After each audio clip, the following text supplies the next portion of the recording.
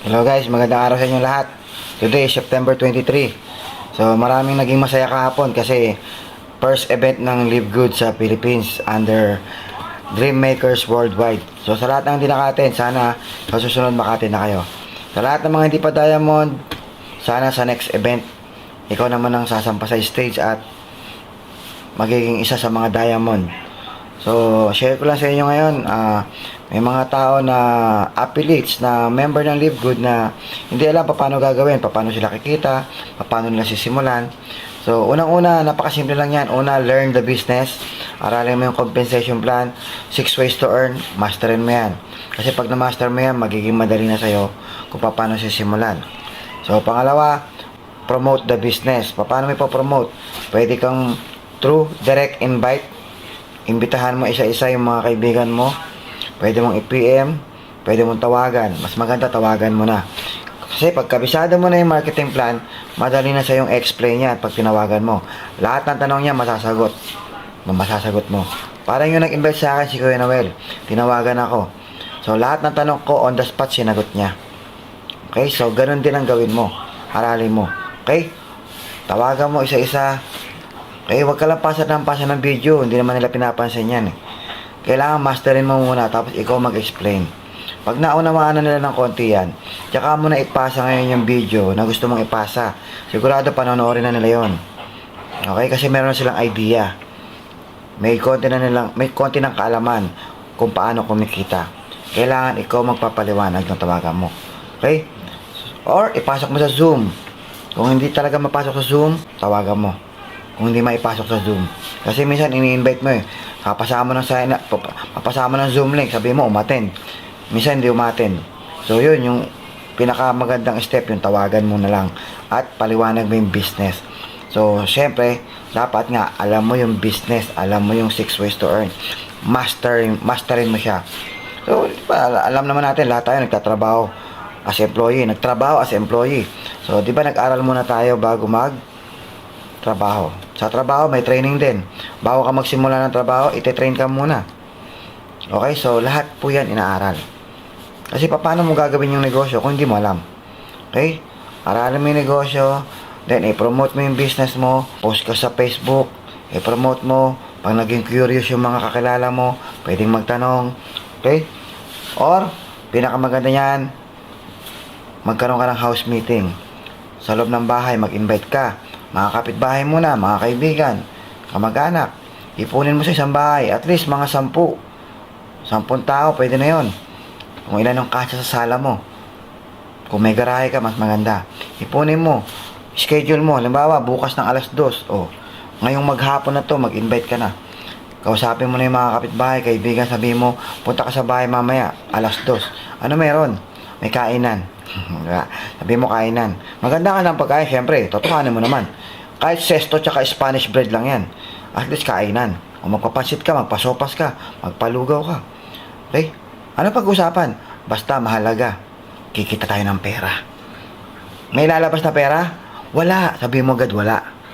Kasi pag sinabi mong meron, hindi pupunta. Tawag yung white lie. Kasi pagdating doon, naiintindihan naman nila eh. Naiintindihan nila. Okay? So, pagdating doon, mag-present ka na. Dahil kabisado mo na negosyo, syempre dapat, kumpleto ka ng materyales. Ano ba mga materials? Meron kang whiteboard marker, whiteboard, or meron kang laptop or tablet, tapos meron kang PowerPoint, mga videos, muna ka ng flash drive. Doon mo lagay lahat. Okay? So, para lagi kang meron, kung sino man may laptop, pwede may salpak, pwede ka manghiram. Okay? So, sunod dyan, meron kang speaker, Bluetooth speaker, any speaker para yung presentation mo. Pag nag-play ka ng video, malakas, maririnig nila. Mag-play ka ng video kasi kailangan may nakikita sila. Mayroong visual. Okay? Video ni Ben Klinsky, video ng mga successful na tao sa Live Good, mga achievements. Magpe-play ka ng video. Lalo na yung event natin kahapon, i-play mo yon. Dagdag credibility yon na ang Live Good ay malaking kumpanya. Lalo na sa Pilipinas, lalong lumalaki. I-play mo yun. Okay? Lahat yun, paghandaan mo. Ano pa ba mga kailangan mo doon? Siyempre, dapat kabisado mo paliwanag. Okay? Tapos explain mo. After mo explain yan, okay? So, magkakaroon na yan ng question and answer. So, dapat masagot mo yun. Pero pag nagpe-present ka, tandaan mo ha, do not impress. Just express. Express mo lang, galing lahat sa puso mo yun. Kung excited ka, pakita mo excited ka. Kung talagang willing ka na matulungan sila, mararamdaman naman nila yun kung sincere ka na gusto mong tumulong. Hindi yung tulong na papahiramin mo ng pera. Yung gusto mo silang tulungan na trabahuhin yung business, i-assist mo sila, i-guide mo sila. Kaya kailangan ang mindset mo, talagang kikita sila. Kikita sila, kikita sila, kikita sila. Hindi yung kikita ka, kikita ka, kikita ka. Mali yung mindset na kikita ka. Ang mindset, kikita siya. Pag ang mindset, siya ang kikita, siya magbebenepisyo. Diba? Ang dating nun, mararamdaman niya yun. Mararamdaman niya na para sa kanya yung sinasabi mo. Para sa kanya yung presentation na yun. Para kumita siya. Para mga artista, di ba, bago mag-start ng ano yan, taping o shooting, nag-internalize yan ng ng script nila. Kung baliw siya, ini-internalize niya na baliw siya. Okay? Kung mayaman siya, ini-internalize niya na yun. Para pag dineliver niya, ramdam. So, ganun din dito sa negosyo to. O, di ba? Ibig sabihin lang, kailangan kaya mong i-project. Pero yung reality yung reality, do not impress, just express. Ini-express mo lang. Actually, hindi siya acting. Ini-express mo lang. Ang sabi ko lang, i-internalize mo na ikaw ang tumutulong.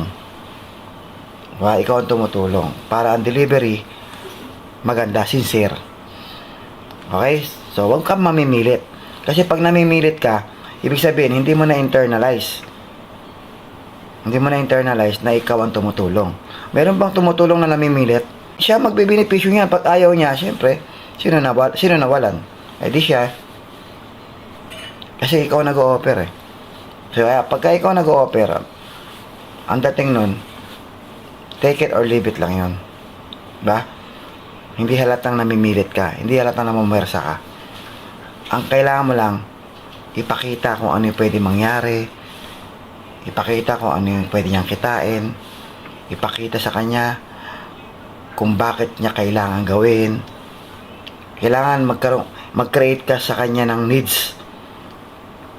Makapag-create ka sa mind niya na kailangan niya. Kailangan kung pwede nga, alamin mo ano ba yung mga pangarap nyo. Kailan nyo gusto makuha. Matagal nyo na bang hindi nakukuha. Saan nyo pwedeng kunin. Nangangarap ka pa ba talaga? O kinalimutan mo na. So pag nabuhay na yan, yung pangarap nila, nasariwa na yung pangarap. So magkakaroon na yan ng interes. Kung nga no, may pangarap pala ako, nakalimutan ko na. Kasi makakalimutan na nila yung pangarap kasi wala naman talagang kakayanang kunin sa employment. Depende kung napakagaling mong tao sa employment. Ba? So nakakalimutan na nila yung pangarap. So, pagka napa-realize mo sa kanila na matagal na pala silang nangangarap, pero nakalimutan na nila, pasariwain mo yung pangarap, tapos maiisip nila paano makuha, magkakaroon na yun ng interes. Kasi nakapag-create ka na sa utak nila ng needs. Kailangan pala nila. Kailangan. Bakit kailangan? Siyempre, sabihin mo, pagtanda natin, ano ba pwede mangyari kung wala tayong ipon? Kung wala tayong pundar, kung wala tayong mga business, kung wala tayong mga passive income, ano mangyayari pag tumanda tayo ng walang pera? Manghihingi sa mga anak. Gusto mo ba yun? Di ba? Siyempre, ayaw mo naman. Pag nagkasakit ka, wala ka pang bayad sa ospital. Gusto mo ba yun? O yung anak mo magkasakit, wala kang pera. Gusto mo ba yun? O kontento ka na ba sa sitwasyon mo? Siyempre, sino ba gusto na walang pera? Hanggang sa ma-realize niya, oo nga, kailangan ko nga ng extra income, di ba? Nakapag-create ka na sa utak niya ng needs, kailangan niya pala. Okay? Saka yung wants niya, yung mga wants, kotse, bahay, properties, mag-travel, magsisimula na siya mangarap magsisimula na niyang ma-realize na kailangan ko pala talaga. Hindi pala ako dapat makontento rito sa trabaho ko. So, pues, sige, pakinggan kita. Magkano kikitain dyan? Yan! Paano kumita dyan? Magkano puhunan? Kasali yan. So, ganun lang. Kapag nagpe-present ka sa house meeting, do not impress. Just express. Then, realization.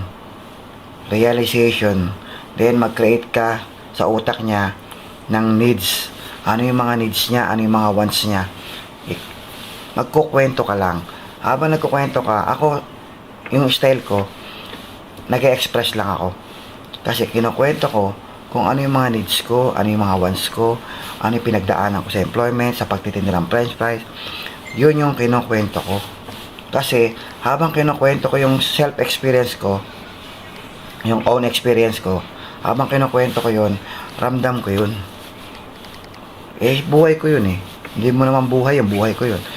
Reality yun. Kaya mas nararamdaman ng tao. At sa kwento ko na yun, makaka-relate sila. At sa kwento ko na yun, compose na yun ng mga sinabi ko kanina. Yung needs, wants, realization, compose na yun nun, nang hindi halata. Ang dating nagkukwento lang ako. Totoo naman nagkwento ako eh. Kaya lang, yung kwento ko kasi, nandun na sa loob ng kwento ko, yung mga bagay na magpaparealize sa'yo. Okay na ko nyo? So, magkwento ka. Gumawa ka ng sarili mong kwento. Kung dati ka magbabalot, ikwento mo. Ano yung mga struggle mo dyan?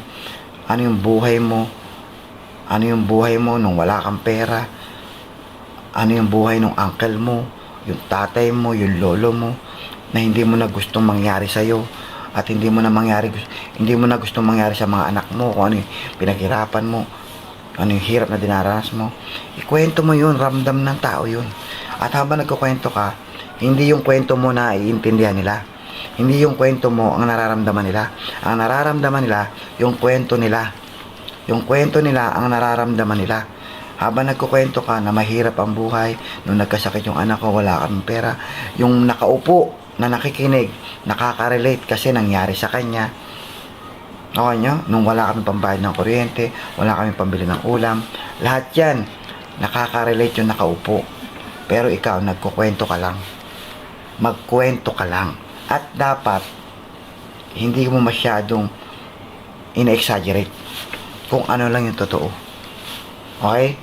So, wag rin mo kang nagpapaawa. Basta kwento mo lang.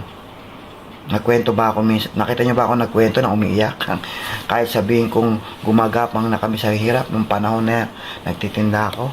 Nasa kalye, nakakalat. Umuulan, bumabagyo, nababasa. Nagkakasakit. Walang perang pangkain. Nawawala ng kuryente sa bahay. Walang makain minsan. Kumakatok sa kapitbahay. Nangungutang, hindi pinapautang. Nangihiram ng nebulizer sa kapitbahay kahit madaling araw para sa anak mo na hinihika na. Hindi ho ako umiiyak habang kinukwento yan. Bakit?